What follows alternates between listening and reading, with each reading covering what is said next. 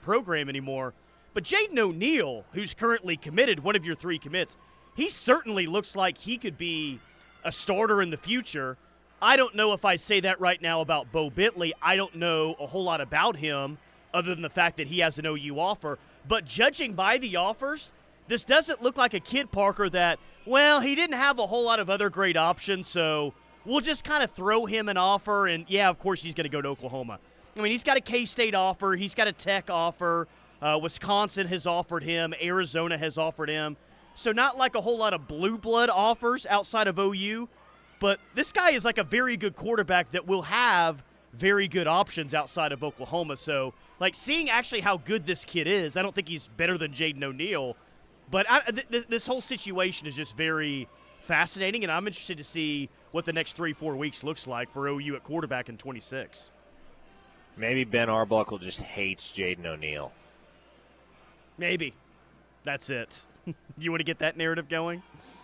Yeah, no, I don't think that has anything to do with what's going on, but I am intrigued. Like, again, it's been known for a while that Oklahoma was communicating with Bentley, that they were going to host Bentley on a visit, but nonetheless, the offer is a little bit surprising because generally, even if you're staying in touch with other quarterbacks, which is something every school does, if you have a top 100 dude like a Jaden O'Neal committed, generally you're not making public offers and actively recruiting others for the quarterback position unless you're trying to shoehorn 2 into the same class, which is, again, it's going to be a really tough sell with these 2 dudes. Not an impossible one, but a really tough one because the brutal reality, Tyler, is that one of them will probably never play at Oklahoma. Sure.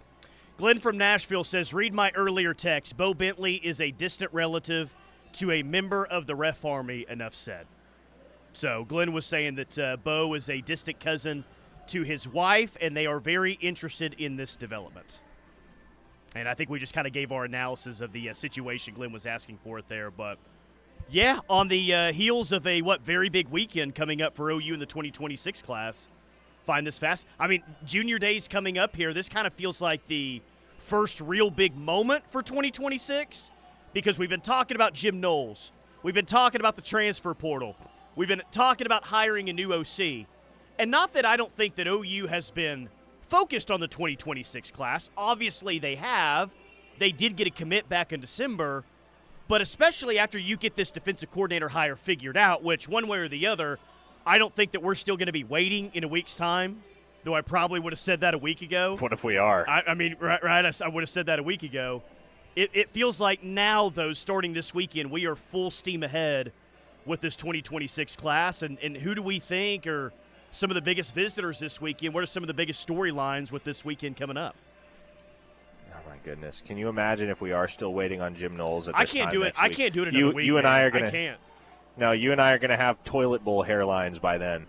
I can't. Goodness gracious. I can't do the stress that the next week would create if that's how long we had to wait. But no, as you look ahead to this Junior Day and the storylines that exist for OU recruiting, I've been collecting reactions all week from members on OUinsider.com on Ben Arbuckle because he's been out there on the road. But I will be really interested to see what kind of an impact Arbuckle has as a recruiter, especially in an environment where the guys are coming to him and coming to the campus of the University of Oklahoma rather than him just being out there on the road and oftentimes having some pretty surface-level interactions with kids. And all the early reviews have been good on the person that Ben Arbuckle is, but especially if, let's just say, Oklahoma has a new defensive coordinator hired before next weekend's Junior Day, February 1st, then to see how the new coordinators gel and what kind of an impact they make on the recruits that do show up to Norman in the next couple of weekends, is going to be a really, really interesting storyline to track. Michael Neal on the YouTube live chat says, huge weekend and no DC apparently. Well, I don't know if you're just stating the obvious there, Michael, if you're saying, well, it's a big weekend and we don't have a defensive coordinator. This is not a great thing. Well, I think this goes back to something that we've said all along throughout this process. Would it be ideal? Would it be best if you had Jim Knowles already hired and he was here this weekend for the Junior Day and all the other recruiting events that are coming up soon? I mean, yeah, clearly that would be best case scenario, but you got Brent Venables. Like, you didn't have a defensive coordinator, and you still were able to get maybe the two best players that you got in the transfer portal on the defensive side of the ball. When you got Kendall Daniels and you got Marvin Jones Jr., both of those additions happened after Zach Alley left for West Virginia. So I won't argue, like, yeah, I wish Jim Knowles was here as well for Oklahoma this weekend. But seeing as where you're at with Brent Venables being the head coach, like, I don't see some huge negative that OU's having this weekend without a defensive coordinator hired. This is why you were able to wait so long, because you have Brent Venables as the head coach. Exactly. And even if Jim Knowles isn't, or even if the deal isn't done with Jim Knowles to where he can be on campus this weekend, then at the very least, like, if this is the direction that things continue to trend, if you're on the verge of hiring Jim Knowles, and if you're in Brent Venables' shoes and you have reason to feel good about where this thing is headed, then that's something that you can sell to these recruits. Yeah, you really it's can. Something that, you don't necessarily have to have Jim Knowles in the building, but you can let them know, because it's all over the place. People know at this point. They're going to be asking about it organically regardless. That's something that you can tease them with. If you want to get them back to campus, and certainly there's a formula to recruiting that a lot of coaches and staffers and programs in general will follow, and one of the tenets of the formula is you just get these guys to visit as many times as possible. You get them to visit half a dozen times, odds are you're landing their commitment. And so if you really want to have a reason to kind of set the hook, if you will, and get them interested in coming back, then yeah, man, the possibility of hiring a guy like Jim Knowles, that's something that's going to have a lot of allure to recruits, even if it's not 100% done yet tomorrow when all those guys show up. Being back in this hour, I'm like, oh, man, I got to put my recruiting hat back on today. I doing a pre-show prep like always. Like, I got to prep some crootin this hour. It's been a couple of weeks since I've done that. And the first thing I thought of was, okay, well, what's been going on recently with OU recruiting? Well, it doesn't feel like there's been a whole lot of commits recently. Geez, who was the last commit that OU's gotten throughout the recruiting process? I guess it would be Will Conroy, right? Mm-hmm. Back December 16th? Yeah, a little over a month ago. Crazy, man. It's been – and before that would it have been Fasusi before Will Conroy? Or was there someone else? I believe so, yes. No, Jet New. Jet New, okay, which happened on signing day essentially. So you've had 3 commits in the past – 3 months for OU football? I mean, it'll certainly heat up. I'm not saying that I'm concerned or panicked about the 26 class. They've got 3 commits here in late January, and we know that the calendar where a lot of the action happens, but not a whole lot of recent activity. And, yeah, again, the summer months are going to be busy, but do we feel like coming out of this weekend that there's a chance that they could add to the 26 class? Is that a reality, or is this more of, you're going to have to wait a couple of months maybe for kind of more big-time commits to follow? I wouldn't necessarily count on picking up any commits at either of the next 2 weekends because it's so early. I mean, it's never out of the realm of possibility. Oklahoma's second junior day at the beginning of February last year, you remember who committed that weekend, Tyler? No, I don't. Who was it? Ryan Fojay committed that weekend. Oh, top 250 player, according to Rivals, Ryan Fojay. Yes, national top 250 prospect, Ryan Fojay committed. And that was kind of out of nowhere, came as a surprise, but obviously that was huge for Oklahoma and remains huge to this day because he's one of the 250 best football players in the entire 2025 recruiting cycle. But you never rule it out when you have that many visitors on campus. One of these guys has a really, really strong first impression or second or third impression, as the case may be, and decides, all right, this is where I want to be. I'm going to shut it down. That's great, but especially in the NIL era, if you're recruiting big-time dudes, there just aren't going to be a lot of Ryan Fojays that are willing to wrap up the process that early on to lock in with Oklahoma. You threw Ryan Fojay at me. I'll throw something back at you. Would you like to take a guess as to whose commit-versary is today? Oh, hang on. January 24th. How far back do we have to go? Just a few years. We were very, very, very, very, very excited about this guy. No longer at OU. No longer at OU. just a few years ago, January 24th. Shoot. Today's commit-versary is Jackson Arnold's.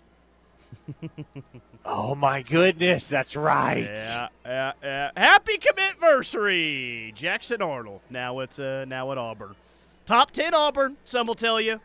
However, one betting site says they're over or under is 5.5 this year, which is interesting. All right, 405-651-3439 is the Knippelmeyer Chevrolet text line. We'll get to text, we'll get to YouTube live chat, and a whole lot more OU football recruiting. And yes, some Jim Knowles as well. Keep it locked on the Ref. Orange Down Apple Pie Liquor is not your grandma's apple pie unless your grandma was a moonshiner with a PhD in flavor. This all-natural, 6-time distilled spirit is sure to light up any party, tailgate, or special occasion. Whether toasting a touchdown or yelling at the Yums because Spike was safe, Horns Down Apple Pie is the perfect drink for celebrating the highs and lows of life in Oklahoma. Horns Down celebrates all of you who cheer from the berm, tailgate, on Lindsay Streak, and wreak havoc on social media. You can find our red bottle at your local liquor store or search for your closest location at drinkhornsdown.com. Years of combined insurance business experience. They're able to help clients avoid mistakes when purchasing individual or group health insurance. Call Allison Insurance at 800-580-5587 or 745-2968. They are the experts. There are trucks, then there's the truck. GMC Sierra, with available features like the V8 engine, the ultimate luxury interior, and of course, the available world's first 6-function multi-pro tailgate. GMC Sierra, not just any truck, the truck. GMC's continued commitment to professional-grade engineering is on full display at your Oklahoma GMC dealers. Come take a test drive today and see for yourself. We are professional-grade GMC. The Mont invites you to come by and enjoy our high-quality food and drinks in our historic atmosphere. The Mont has won numerous awards, including Best Restaurant in Norman, Best Appetizer for our great queso, Best Exotic Drink for the original swirl, the Best Patio Dining for our beautifully landscaped patio. Come see the Town Tavern OU football scoreboards dating back to 1947. We'll see you at the Mont on the corner of Boyd and Classen, or call us at 329-3330. A new year brings lots of OU games and events to attend between basketball, baseball, gymnastics, and more. Stop by Balfour of Norman for a new Lucky shirt or hat for the new year and go out and support the Sooners. From OU softball jerseys with player names to fan favorite shirts and hats, Balfour is Sooner fans' favorite locally owned store for more than 45 years. Both basketball teams are ranked, so stop by and get that basketball apparel before heading to the LNC. But it's not just another t-shirt shop. You'll find so much more at Balfour, with sizes ranging from newborn through adult and the latest styles. There is something for every Sooner fan. The gift selection is amazing at Balfour. Whether it's something for your home, office, or the yard, you will find decorative serving pieces, desk accessories, wall art, flags, yard games, the list goes on. There are also OU auto and golf accessories. If it says Sooners, Balfour probably has it. There is always something new and exciting at Balfour. So stop by and say Boomer Sooner and shop online at crimsonproud.com, where you will find everything Sooner. Hey Sooner sports fans, this is Faith Torres and Danae Fletcher from the 6-time national champions Oklahoma women's gymnastics team. We've had a great start to our first season in the SEC. With only 4 meets, including Florida and Michigan, you won't want to miss any of the action. Get your tickets at Soonersports.com and become a member of Team 10 to support OU Women's Gym and receive unique experiences and special access to the team. Team 10 supports our team above and beyond anything I could have ever dreamed. Go to Soonersports.com and become a member of Team 10 today. Boomer! Life is full of big moments, and at OU Federal Credit Union, they are happy to help you make those moments happen. Thinking of buying a home? OUFCU offers mortgage loans with competitive rates and flexible terms. If you already own a home, their home equity loans can help you make those much-needed renovations or pay off high-interest debt. But it's not about the loans, it's about the people. Ready to make the next step toward your dreams? Visit OU Federal Credit Union today. Your home sweet loan is just around the corner. Member savings insured up to $250,000 by NCUA. Ready for some pickleball fun? Join us at the Y-Fac for pickleball every Tuesday from 8 to 11 a.m. and Friday from 5 to 8 p.m. Grab your friends and hit the courts for a lively morning or evening game. If water fitness is your pleasure, Aqua Zuma classes are every Monday, Wednesday, and Friday at 9 p.m. Go online at yfac.com to learn more about day passes and memberships.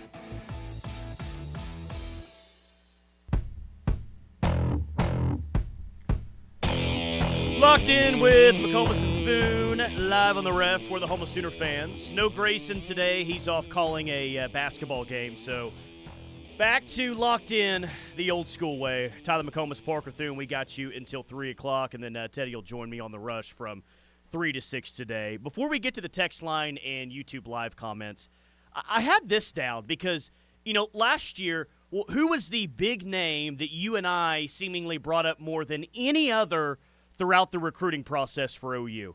Well, certainly that name was Michael Fasusi. It felt like it was more important to get Michael Fasusi than any other recruit on OU's recruiting board last year. They got it, all right? Fasusi was the big name last year. Year before that, I feel like David Stone was the name that we talked about the most. Who's that going to be in 2026? Is it too early to identify that name? Is that name already committed in Jaden O'Neal? The way we talked about Fasusi and David Stone, who were kind of some of the early favorites, that's how we're going to perceive this recruit in the 26 class. Boy, see, that's a fantastic question. I think a lot of it has to do with how long the recruitment lasts. The reason why it felt like we spent so much time talking about Michael Fasusi is because that by the time Michael Fasusi committed, everybody else on OU's board was locked in or committed elsewhere. Yeah. He was one of the last guys that Oklahoma was after to make a final decision, and that came in late August. And so a lot of it is contingent upon who just decides to take their recruitment the distance or close to it. Now, these days, you're just not going to see a lot of guys waiting till November or December to make their decisions. It happens from time to time. We saw it a couple cycles ago with Eddie Pierre-Louis, just to pick one example. And Christian Jones is another guy that comes to mind from this past cycle that didn't wind up choosing Oklahoma, but dragged his recruitment into the season, and there were a few such cases. As far as big-name guys that Oklahoma will be heavily involved with and that we'll no doubt find ourselves talking about quite a bit, the names that immediately spring to mind are Davian Gross, very talented wide receiver from Frisco Lone Star down in Texas. Valdon Sohn, very, very talented defensive tackle from across the pond in Sweden. And, who else? Maybe a guy like KJ Ford from Duncanville, which if Oklahoma could get back into Duncanville, nice, man. That would be tremendous. Premier program. KJ Ford, four-star edge rusher, one of the top prospects in the entire country. The best edge rusher that Duncanville has rostered since Colin Simmons, which I know it hasn't been all that long, but Duncanville rosters some pretty stellar dudes every single year. And the Sooners have only landed one Duncanville dude, I think, ever, at least in recent memory, and that would be Savion Byrd, who didn't last at OU. But he's going to be on campus tomorrow with the Sooners. Oklahoma has some steam there. I don't know that I would call them the outright favorite, but they're a real presence in that recruitment, alongside all of the usual suspects, especially locally, like Texas, Texas A&M, LSU. But Kevin Ford, depending on how far he takes all of this, and depending on whether or not Oklahoma can maintain their foothold in that race, he could be a guy that we spend a great deal of time talking about over the next few months. Good point by Slim Brady. At this exact time last year, I felt like it was going to be Jonah Williams. And, a year ago at this time, we were talking a lot about Jonah Williams, the 5-star, who's going to Texas. But, we talked a lot about Jonah Williams. Ended up being Michael Fasusi. And I think that your point to when they actually commit, I think that's very valid in terms of the name that we end up talking about the most. Now, I think it was probably going to be Michael Fasusi all along. The guy ended up as a top 8 player nationally with rivals. He was at a position of need where Bill Bedenbaugh needed a big win. He needed to get a guy like this. So there were a lot of storylines with that. But to your point, I think a guy that we would have talked about a lot more and the buildup would have been a lot more is Elijah Thomas if he didn't commit back in July of 2023. Could you have imagined us talking about Elijah Thomas if he was uncommitted last August? You've got to get the number one player in the state of Oklahoma, a 4-star wide receiver who's this good. But to your point about when they commit, we were never worried about Elijah Thomas because he was the first guy to commit in 2025, and there was never a real feeling that he was going to go into decommit from the class.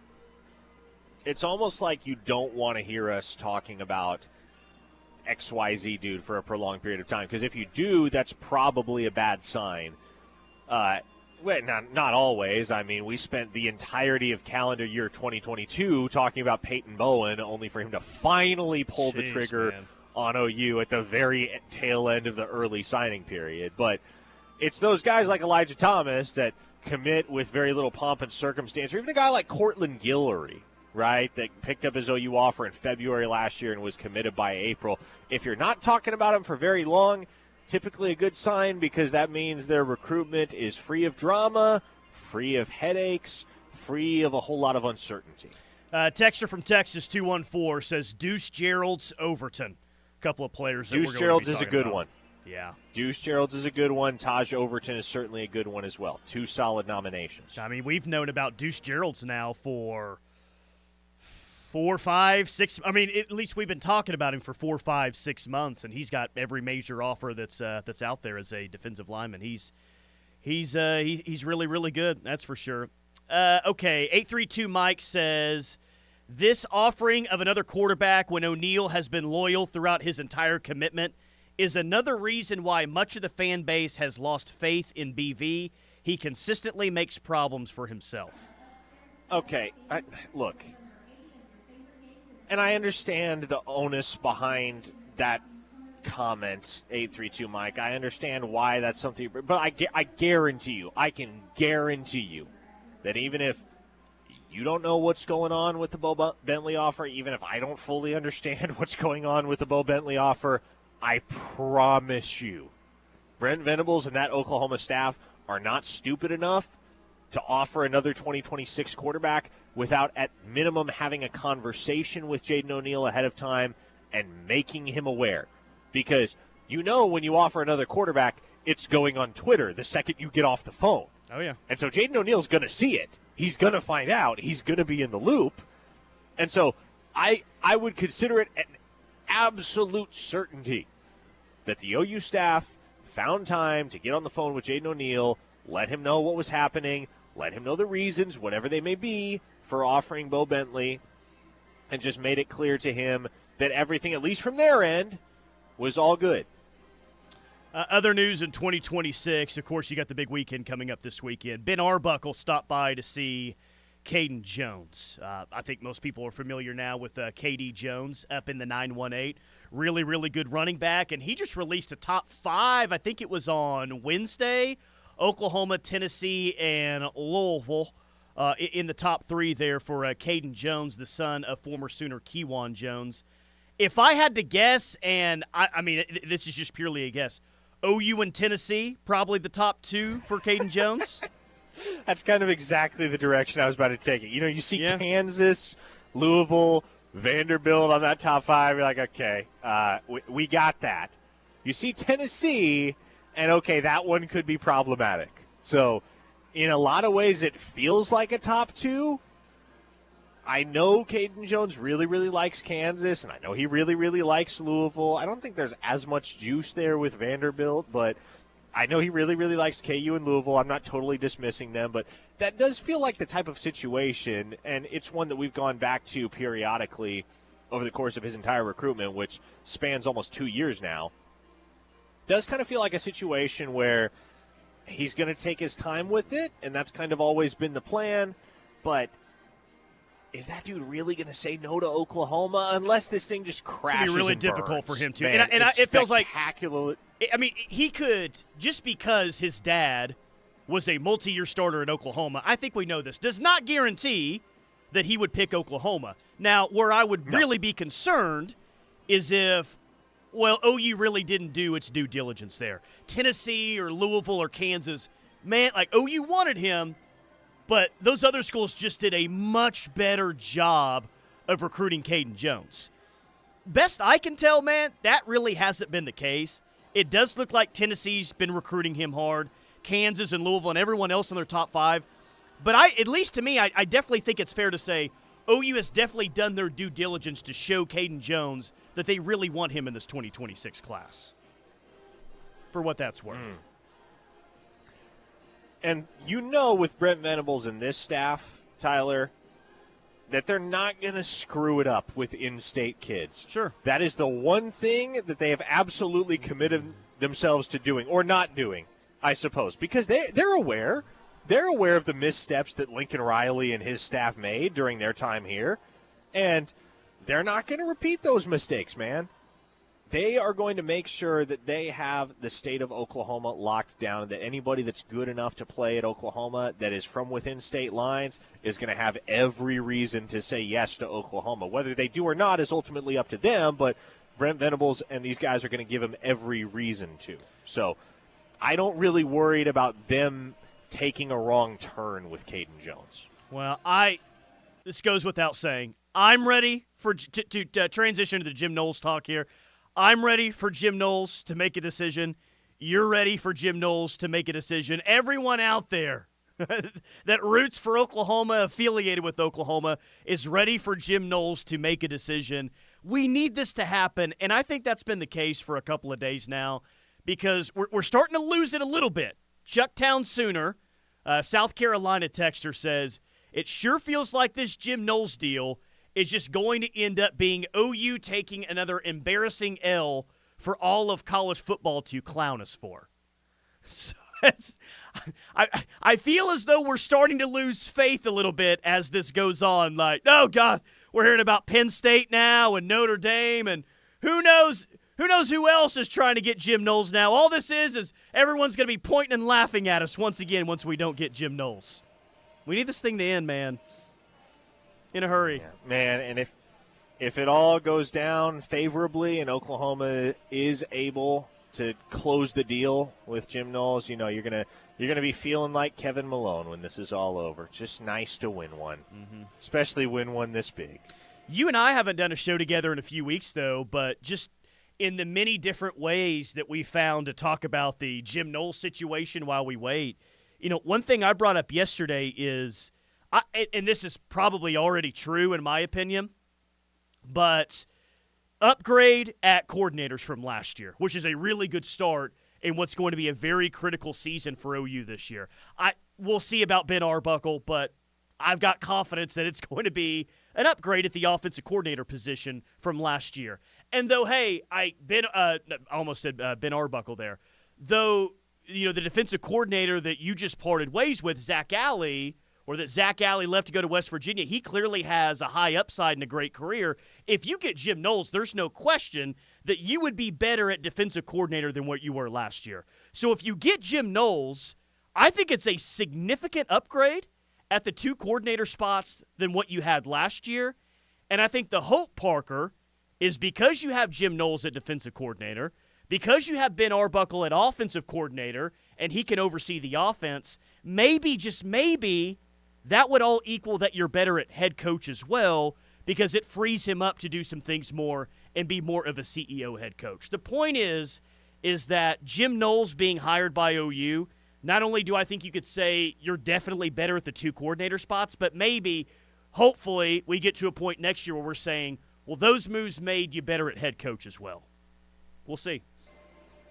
And that would be great, man, because I think there are plenty of fans out there that take issue with some of the little things that have been sloppy through 3 years. And the goal would be that if you bring in Jim Knowles and he has oversight of the defense, that Brent Venables is going to be able to pay a little bit more attention to some things that maybe in some people's minds have fallen through the cracks a little bit more than is permissible through the first 3 years of BV's tenure as head coach at OU. So, man, I think this is the importance of this, the importance of making this hire cannot be understated, not only for what it does for Oklahoma's defense, but certainly what it does for Brent Venables and just freeing him up to be more of a CEO, more of an actual head coach than he has really had the leeway to be through his first 3 years.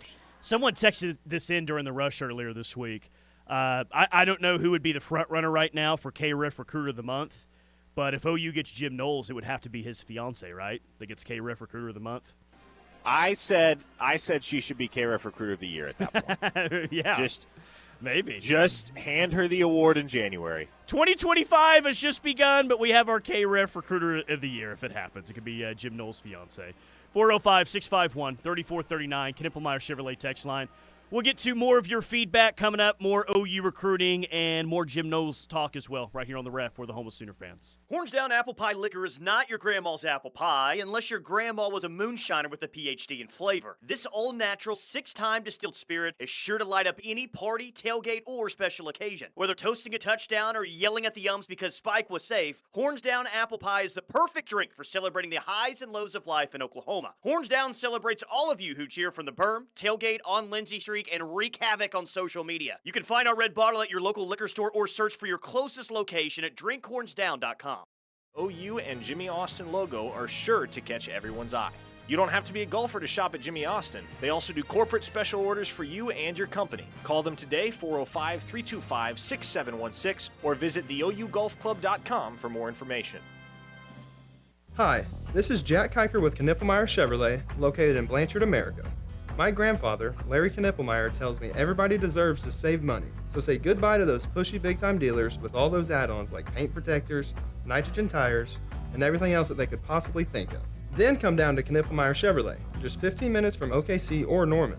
At Knippelmeyer, we will save you money and make sure you get a good buy from a family-owned dealership that has treated customers like family for over 65 years. Chevrolet, together let's drive. They say if you don't like the weather in Oklahoma, wait 5 minutes and check it again. Nope, not there yet. Ah, that's more like it. Being comfortable is important, and if it's -5 degrees or 100 degrees, Norman Air has you covered. Our impeccable quality and unbeatable service is what sets us apart from our competitors. It's just part of our mission to keep Oklahoma comfortable. Visit normanair.com for all your heating, air, plumbing, and electrical needs. Norman Air, service to the max. That twinge in your knee isn't going to wait until Monday, and neither do we. At Orthostat, we've expanded, so you get better hours, better facilities, and the same great care. Open 8 a.m. to 8 p.m., 7 days a week. Whether it's sprains, strains, fractures, or joint pain, from knuckles to knees and every joint in between, our same-day, affordable care gets you back to life faster. Visit OuchOrthostat.com to learn more.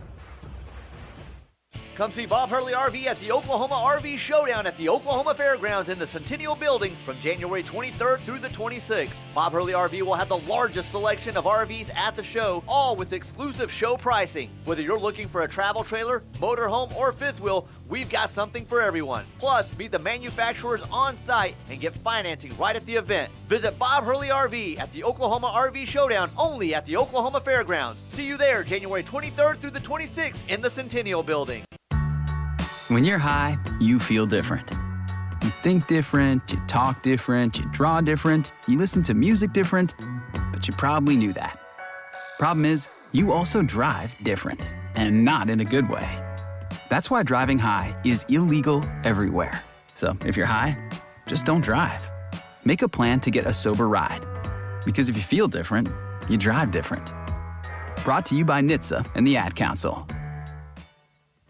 We all make choices about alcohol. Kids make choices whether to drink or not. Bye, Dad. Remember, I'm going to Alex's party tonight and sleeping over. Hey, remind me about that party again? And adults make choices whether to talk about it. That's true of parents and every other trusted adult in a kid's life. Kids want to know our expectations, and they want honest answers in everyday conversations. So talk with your kids and help lead them on a positive path, because when you talk, they hear you. Learn more at underagedrinking.samhsa.gov.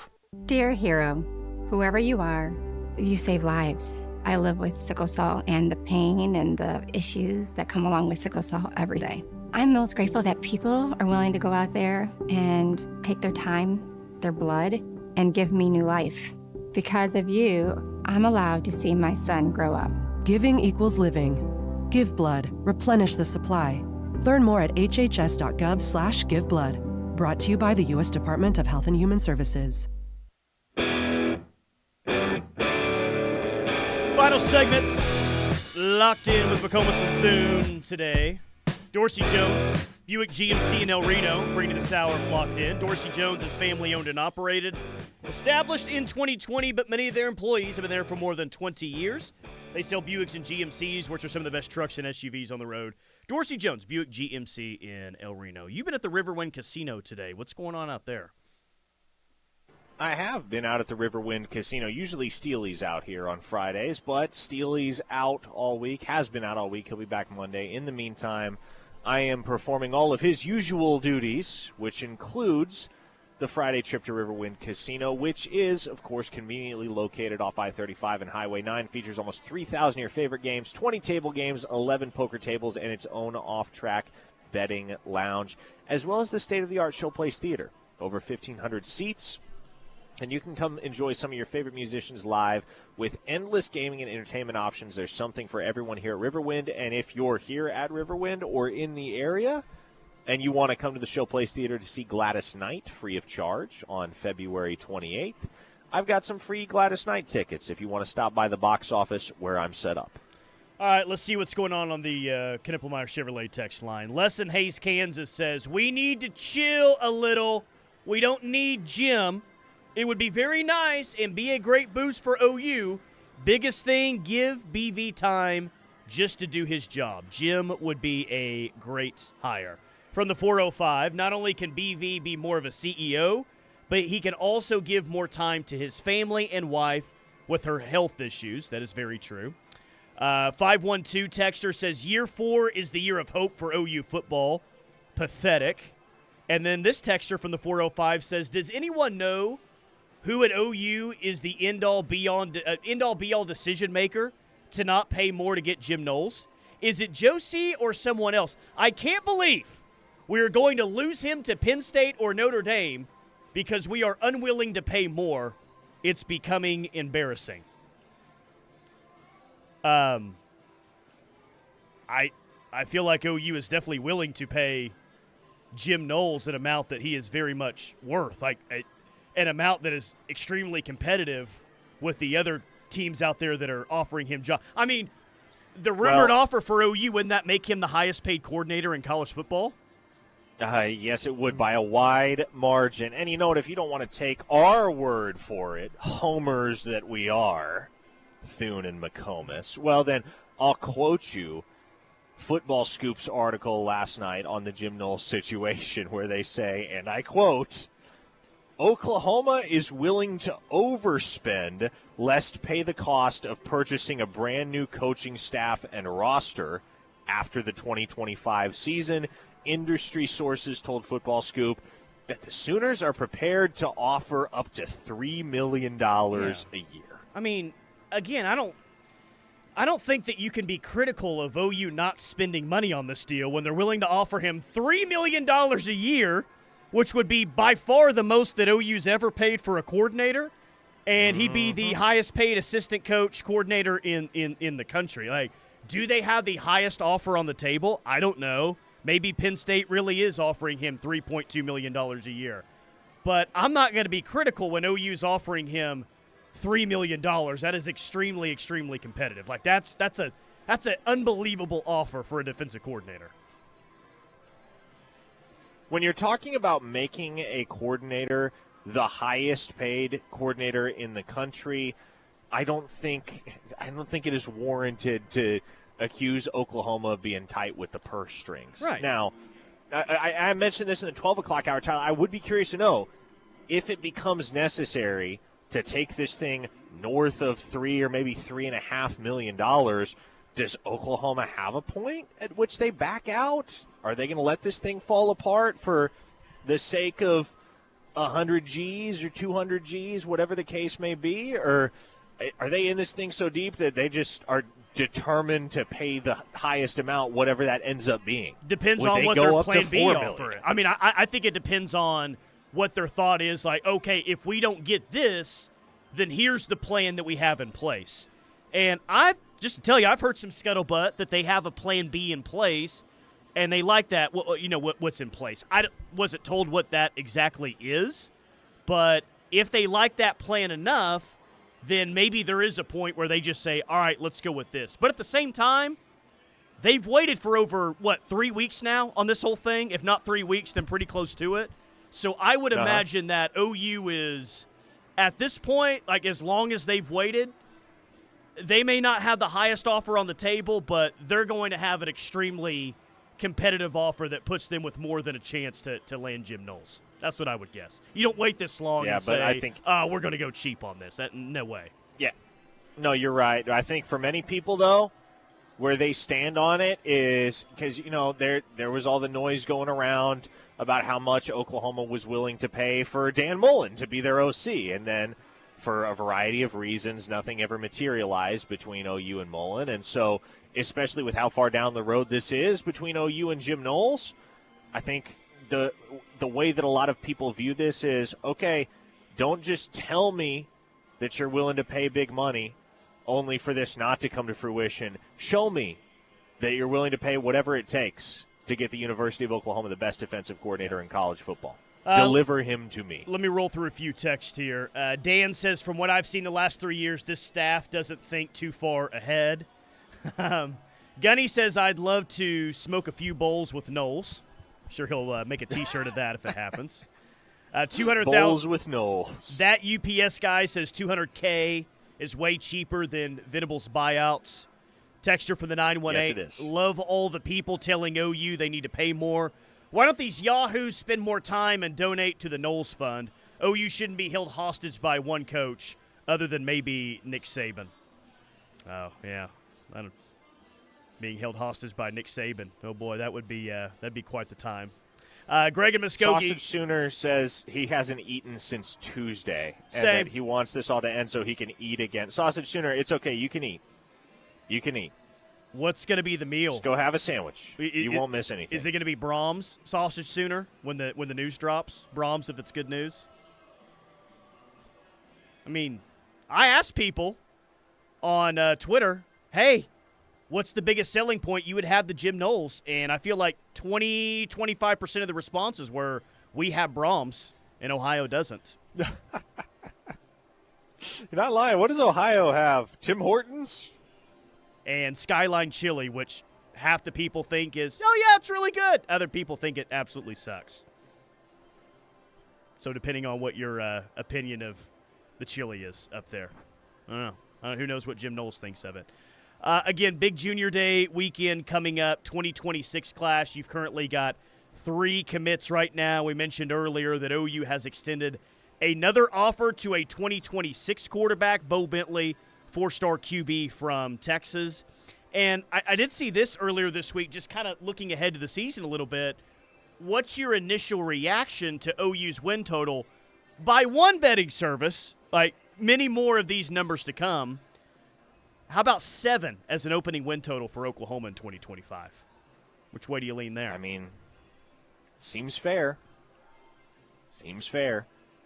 I'd probably take the over on 7 because when I consider all of the things that had to go wrong for Oklahoma in 2024 to drop them to 6 and 7, I think there will be at least a couple more wins there on the table for them this coming season. So I'd probably go over on 7, but that's about the line that you probably expect and that you should expect to be there in the casinos for Oklahoma. Because coming off 6 and 7 in a year where their projected win total was 7.5, there's probably not going to be a whole lot of movement one way or the other. Yeah, 6.5 is what it opened last year, and I think in like 24 hours, less than 24 hours, it was bet up to 7.5. But this betting service opens it at 7. And look, there's still a lot of questions that will need to be answered with this team, most notably on offense. I think when people are skeptical about this OU team, both locally and nationally, the two things that they will bring up, and I'd be right there with them, is the offense going to be better this year? And, oh, my gosh, that schedule looks really, really difficult in 2025. We'll see about the offense, and I do think the schedule will be difficult in 2025. But one small added bonus about the 2025 schedule that's different than the 2024 schedule, you get more SEC home games, Parker. Because you play an 8-game SEC schedule and you play a game every year in Dallas, you were the home team in Dallas last year. You're the away team in Dallas this year.